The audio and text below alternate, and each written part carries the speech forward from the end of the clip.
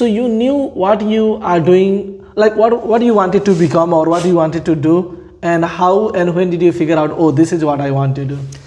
From the beginning, I loved helping people. Okay. Now, I help people in different ways.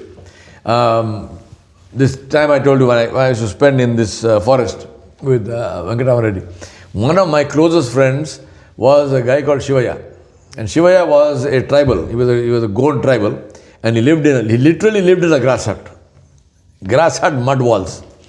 And I would spend time with him. He and I would go in the forest, we would walk miles and miles and miles. The entire day would be in the forest. We'd come back, and sometimes I would sleep in his hut.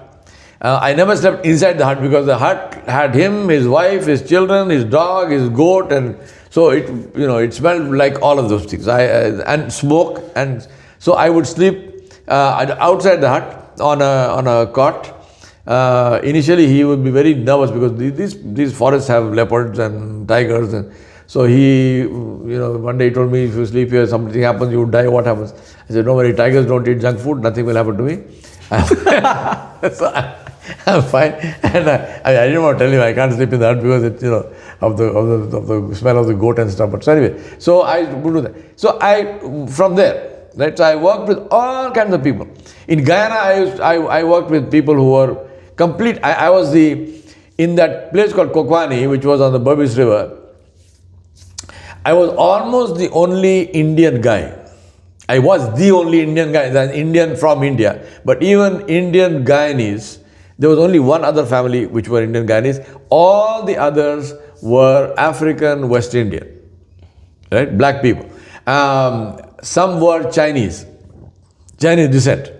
So I was in an environment which was completely alien to my culture. No one from my religion. I was the only Muslim. So no one from my religion. Obviously, no one who spoke my language. So I learned Creole. So I speak Guyanese Creole as well. No one who spoke my language. Everything was different. I was there 5 years. Now I don't drink. I didn't drink then either. They used to drink. I mean, you have to see how Guyanese drink to know what drinking is, right? So so I would go, and one day I'm sitting there. This friend of mine tells me they used to call him Baigi. Yeah? So he said, "Man, Baigi." I said, "Yeah, what? You married?" I said, "Of course, you know I'm not married." "Yeah, I know you're not married." "You got a girlfriend?" I said, "No, man, I don't have a girlfriend." He said, "Tell me something. You're not married, you have no girlfriend. How you Indians make all them babies, man? I mean, your country's got so many your country got so many people. How you Indians make all of them all of them like you?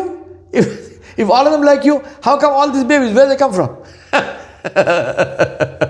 So it's that's the kind of, so I went into this completely alien environment, but I made some friends who are friends of mine to this day. That's from 1979. From 1979, we're talking 2025. Imagine the number of days.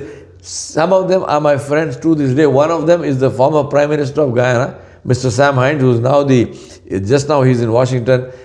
He's the minister, he's the ambassador of the West Indies. Friend to this day.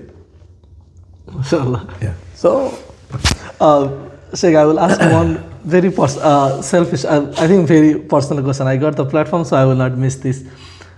You talk about like career. What will you say to the people like me who don't know what to want to do? What I say to people like you who don't know what to do is, this is one of the most important things that you should take time out and sit and figure out. Okay. You should get a life goal. Right? I've got a couple of friends like you who always tell me this, I don't know what to do. I said, your lifetime is passing. Whether you know what to do or you don't know what to do, time is passing. Right? So sit down and do that. Okay. Get yourself a life goal. Now, you can't get this in Walmart. You have to sit down. You got to sit down. One of the best ways is to ask yourself, that's why a level of self-awareness is very important. Ask yourself, what is it that really excites you? For example, I told myself, I like helping people. So once I'm clear about that, I like helping people, then it's an easier thing. Helping people do what? So helping people do this, whatever, right? So ask yourself, what is it that really motivates you? What do you really like to do?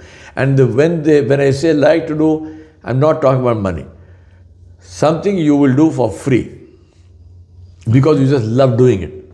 What is that thing, right? Figure that out. Another way is to look at what different people do and see what excites you. You say, oh my God, this guy is doing something fantastic. That's lovely. I want to do that. For example, we pray Tarawih behind Sheikh, right? His recitation, may Allah bless him. Beautiful, beautiful, beautiful. So when you pray behind him, you get this motivation. Oh, I wish I could recite like this. Now, it's not a question of wish. If you really wish you could recite like that, go sit with the man, learn how to recite. He'll teach you. So, but that's what motivates you. So even though you may not have started there, when you hear somebody doing something or you see somebody doing something, you say, oh my God, this is something fantastic. I would like to do this. So, but get yourself a life goal. It's very, very important. Time is passing. The longer you sit around and say, well, I have no goal, time is still passing. Morning, evening. Next thing you know, time has passed. And as time passes, windows of opportunity shut. This is also very important.